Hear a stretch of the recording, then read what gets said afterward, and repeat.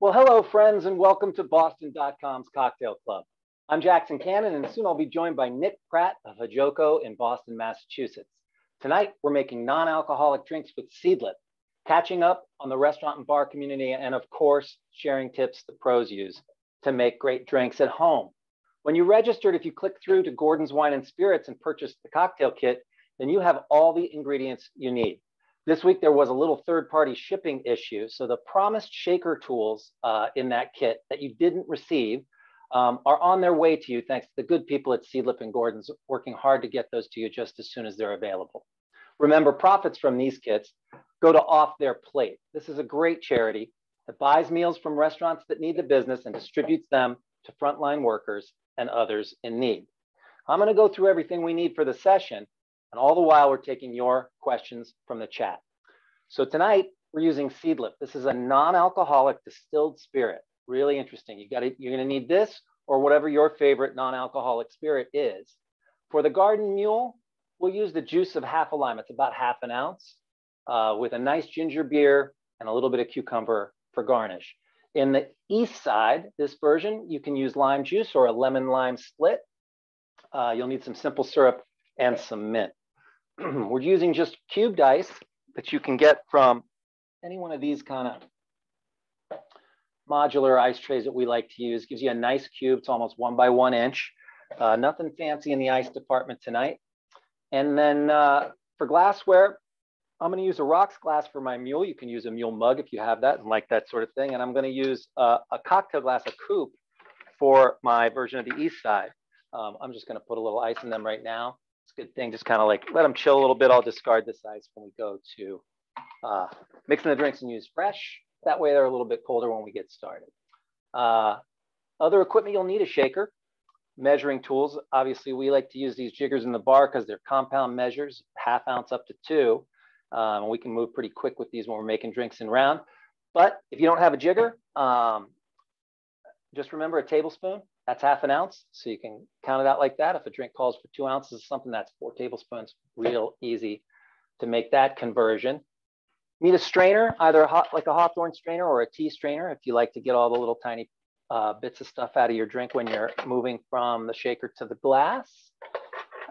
Tweezers or tongs for moving the garnish around. You're really going to want to have your peeler this week. We're going to do a cucumber ribbon. So much fun. Cutting board knife and some plates to all make that really work out. Helps your work neat and complete.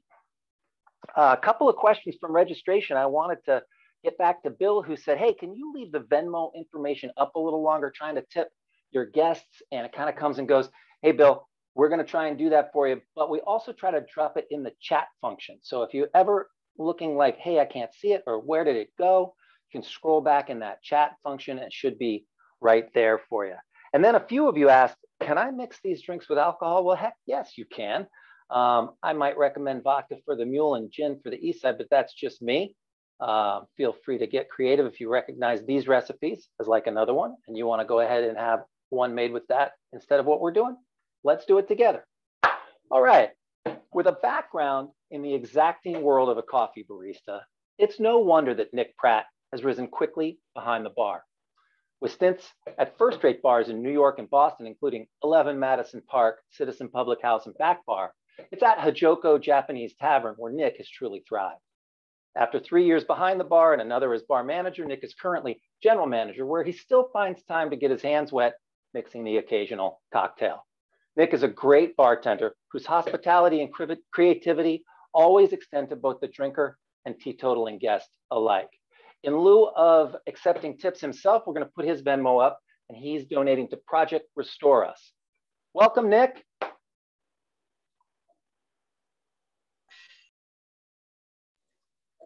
Hey, Jackson. Thanks for having me. Hey, buddy. I recognize that seat. Where are you coming to us from? Yeah, so this is the booth, kind of in the corner of Hajoko, right next to the pool, which you can maybe see some action happening over there. It's a real nice day to be swimming in a heated pool. Awesome. What's the table number? I always like to know these things. This is table 39. All the times that the things at Hajoko have changed, this has always been table 39. That's awesome. Tell us a little bit more about Hajoko for those of us who haven't been lucky enough to go. Yeah, so Hajoko is a Japanese izakaya, lots of small plates and everything being meant to share. Behind the bar, we do definitely focus on the things that a traditional izakaya would have. Sake, beer, lots of fun stuff. But we change it up a little bit and we have mostly cocktail focused program. Most of those cocktails are linked to the food in some way, whether it's a shared ingredient or just meant to pair with the food. That's awesome. And you do a lot of non-alcoholic drinks there as well, right? We do. And it seems like over the last few years, the trend has been more and more requests for not only non-alcoholic drinks, but non-alcoholic drinks that taste like the versions that do have alcohol. Right. Yeah, no, we've come a long way, I think, since the word we used for a long time was mocktail, like words that you use for something to elevate it. After a little bit of time, they become passe and people want to reject them. So there's now hundreds of other ways to express that idea of making drinks spirit-free and honoring that same ethos that you do when you make a great cocktail for your restaurant, right? Of that it fits into the program, it fits into the cuisine, it reflects what chef's all about, that kind of stuff. Yeah, absolutely. It's been fun to watch people go from being shy about asking for it. Now, I mean, there are whole bars that are dedicated to it in some parts of the world. It's really kind of great to see that people are reaching into this kind of, I guess, frontier really of culinary drinking in a way, you know? It's honestly been really inspiring in some sense where, people aren't just drinking to get intoxicated. They're drinking to actually enjoy their drink. We see some people, are designated drivers or just people who are taking a break, come in, they have a really high quality cocktail made without alcohol. And maybe they even follow it up with one that does have alcohol. Maybe it just balances out their night a little bit better. But it's a huge compliment to us that we're not only giving them the alcohol to help them unwind or relax from the day, but we're actually making something that they enjoy drinking. Well, that's a great point about being able to kind of shift in and out. And instead of, just, pounding down a glass of water between rounds, you can actually take the full amount of time you would have to enjoy a cocktail and enjoy one without alcohol as part of your responsible drinking. That's pretty cool. I guess that's something that if we're applying what we've learned making boozy drinks to making non-alcoholic drinks, that's the influence coming back, reminding us all to kind of enjoy and savor our experience. Absolutely. Should we make one while we're talking about it? Should we?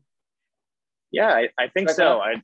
I'd love to see what you got working over there, Jackson. All right, I'm gonna do this garden mule, variation of a mule. Mule's got to have ginger beer in it, lots of different styles of it. But I'm gonna do just kind of for fun a little cucumber ribbon. I'm gonna start with the garnish here, and what we do is we get a big one of these English cucumbers, and I'm gonna just strip down the ends of it. I'm saving those. You can throw those in to make like a little cucumber water or your compost.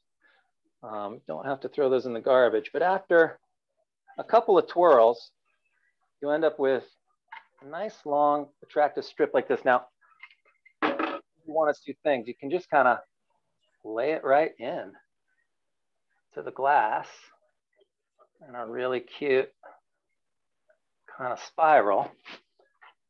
Like so, and then I'm going to carefully place the ice that I'm going to build my drink on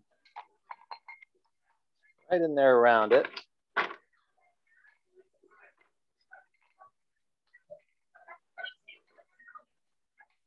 Another thing you can do if you have one of these, which is kind of fun for an up drink, is grab a skewer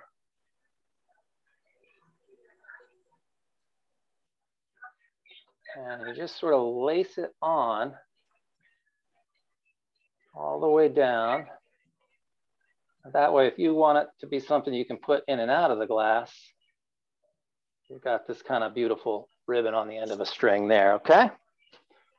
Now that I've got that, I'm just gonna cut a lime in half. We're gonna do a rough and rumble.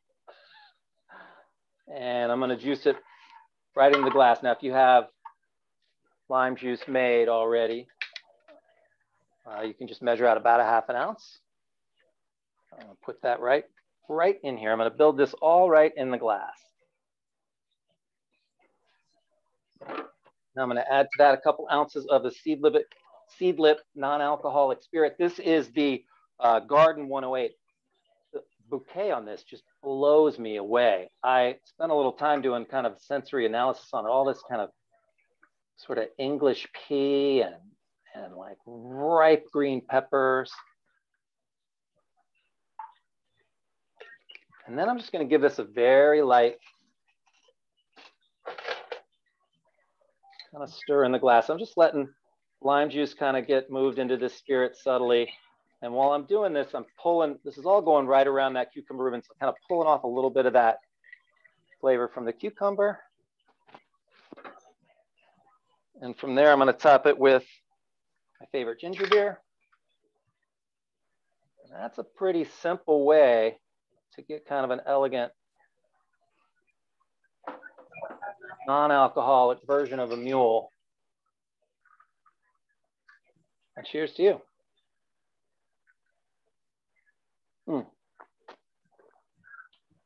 So I know a lot of people do like dry January. Some people take off Lent for drinking, or I kind of usually go through a few weeks in the springtime is when I'm trying to get ready for summer.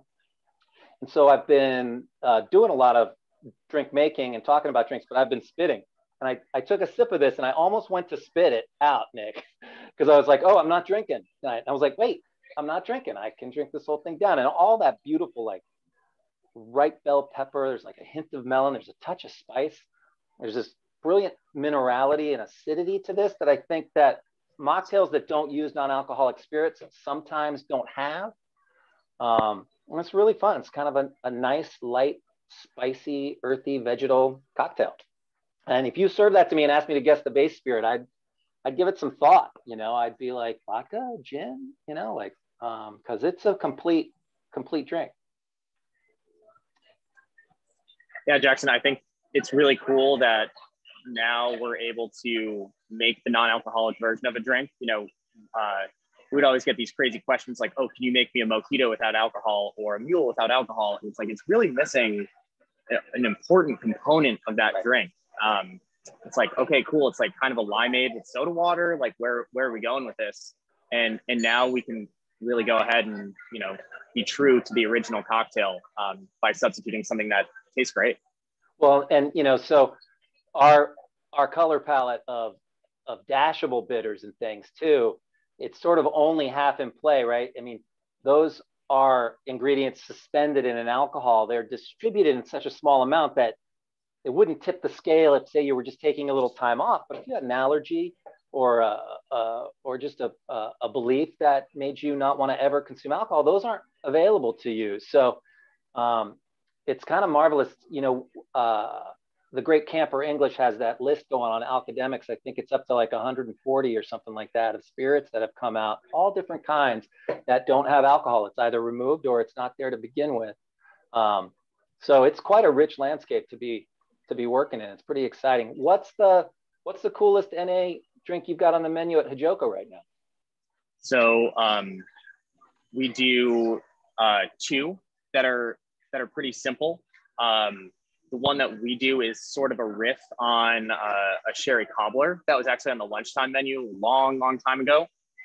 Very simple. We actually use a different Seedlip, which I do have here, Seedlip Spice, made in the exact same way as the Seedlip 108, but kind of has a little bit more of those like baking spice notes to it. We use that with a pineapple shrub that we make, basically a preserved pineapple. If someone's like trying to figure out what it is exactly, it's basically just a sweet pickle juice, but pickled pineapples. Just do that on some pebble ice and maybe a splash of soda. Super tasty and delicious.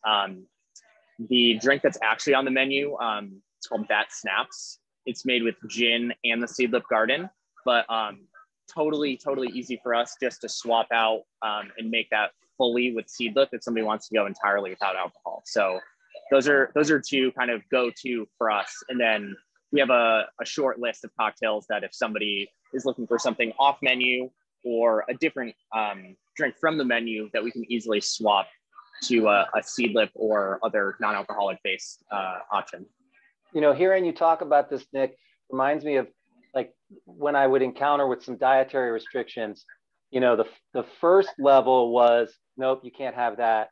Yes, you can have that. Like the navigation that a server who knew exactly what was happening in the kitchen could steer you to right and wrong. And then the next level, when I finally encountered it, of a chef who'd already thought ahead, hey, this dish has dairy in it, but this non-dairy version works if I do that, or this doesn't, this has gluten on the plate, but we can leave that out and put this in. And they were almost rolling into their briefing of a menu change with like 3 or 4 different tweaks that they might already know work. And when I hear you talk about non-alcoholic drinks, I feel the same way. You're giving it as much thought, I think, as the originals. Yeah, and it's really important to us. We always try to make the distinction that we don't experiment on our desks.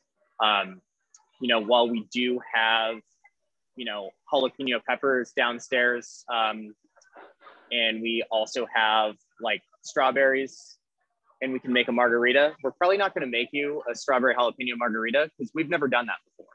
And right. I could definitely figure it out, and I think it would probably taste good. That's not something we do here. So we try to think ahead and come up with a great version of a non-alcoholic drink. So when somebody is looking for something specific, if we don't have that exact thing, we can offer them a really close parallel.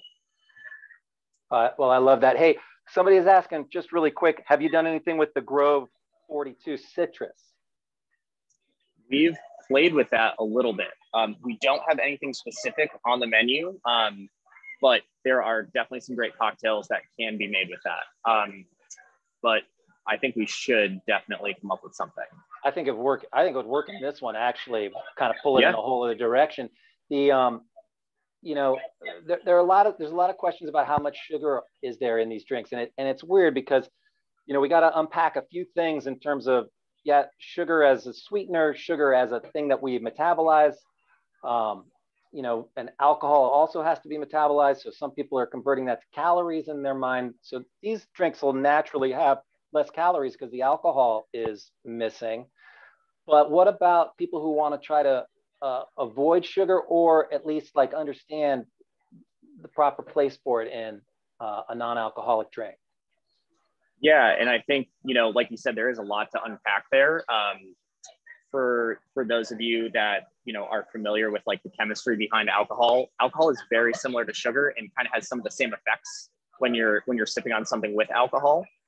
So Seedlip, which doesn't have any at all, you do lose some of that inherent sweetness from the cocktail. So like a Seedlip and soda on its own can be very, very dry or like not sweet at all. So I always recommend adding a tiny amount of sugar just to balance it out, you know. And again, this is probably another class for another time. Right. Cocktail balance, just that tiny bit of sugar turns it from something that is like really rough and kind of a disjointed drink to something that's really smooth and drinkable, and all those flavors kind of cohere into something enjoyable. Well, you're right. We might not be able to cover it all the way, but it does bear like covering the two issues that you raised there.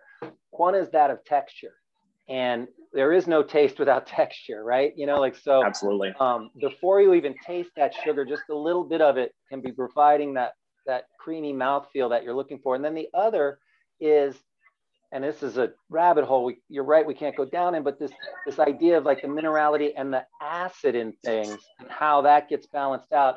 And a non-alcoholic spirit like this is using citric acid to really kind of create a full taste experience for you. But that can be a little bit ripping if in a cocktail you don't balance it out with just that little bit of sugar. But I know there's more. Absolutely. But you know, just to move on from there. Hey, yeah. What do you want to make a drink?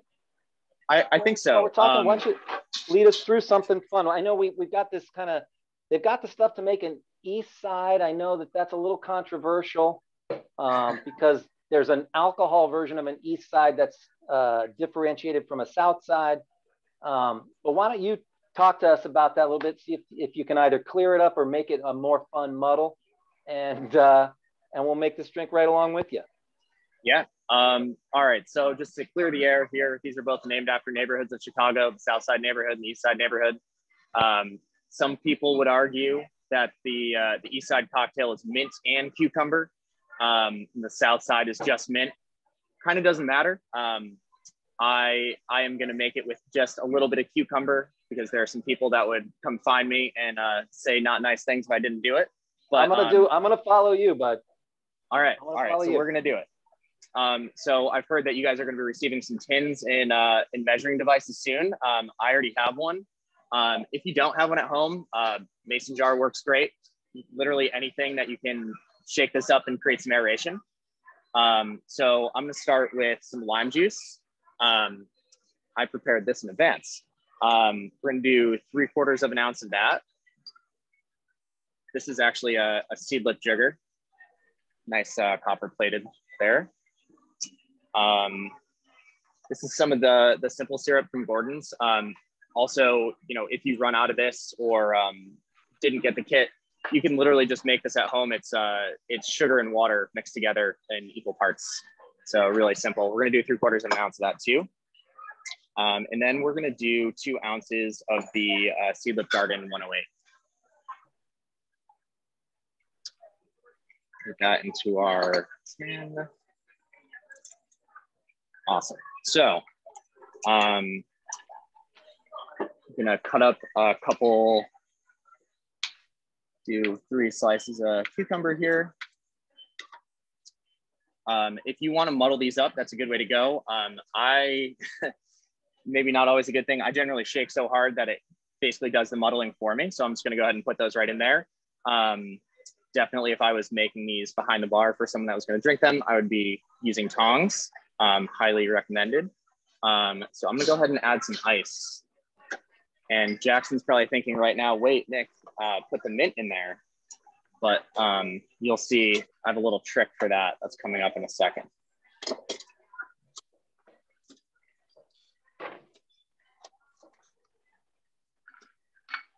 And the cool thing about these drinks is like, if you don't have mint, if you don't have a cucumber, you can always forgo those ingredients and it still makes a really great cocktail. Just adds in a little bit of extra flavor.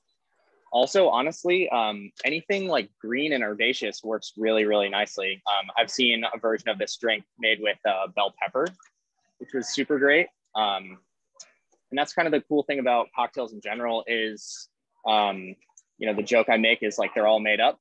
Like if you come up with a good version or just a good addition to a drink, it's like, there's absolutely nothing wrong with that. And honestly, it's probably a welcome addition. So I have a couple mint leaves on the side here that I picked. And so I don't mash these up too bad. I'm just gonna tuck them in the side right here. Seal my tin. Dump out this glass of ice and give it a quick shake.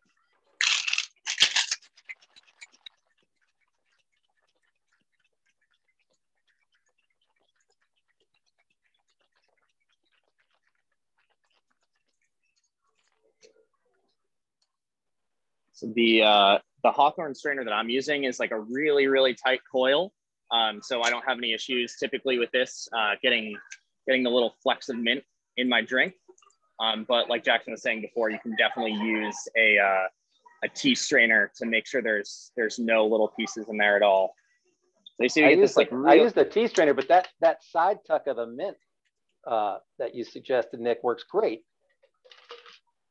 And you guys might be able to see, it's a little tough, but there are a couple little flecks on there. I'm gonna say that's just fine. Shouldn't be a problem at all. And for the garnish here, I'm a big proponent of the simple is better garnish, because someone's probably just gonna pull this off anyway. But a version that I've seen that's really cute, do a little cucumber wheel there, and then just take a little bit of mint and you can kind of tuck it in to that cucumber wheel. Let's see if I can get it to stay.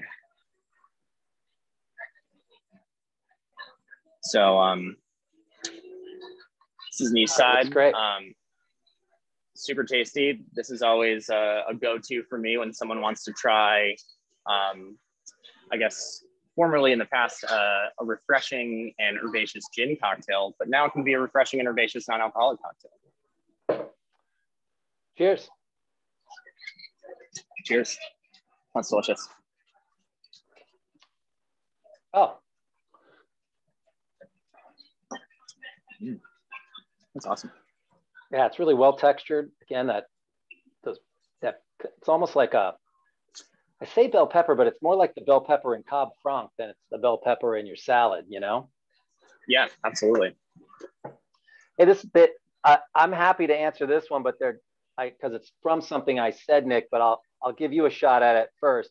Why aren't the terms mocktail or mixologist being used anymore? Because, you know, that's what people do. They use things for a while, then they get rid of them. But the other one, what do we use instead? Yeah, so I think I'll take on the mocktail one. I feel like that gives the impression that we're serving something lesser than a cocktail, like it's a mock version of that. Like fake. Yeah, like it's fake. And as you guys are seeing, this is totally a legitimate, like exact same process as alcoholic version of the cocktail. You know, we like to use 0 proof or spirit free, just to let people know it doesn't have alcohol in it. But again, it's like all the effort is going into making our juice fresh using syrups that we're making in-house in the right quantities. And we're buying the same quality distillates, non-alcoholic spirits that we would for the alcoholic version of the drink.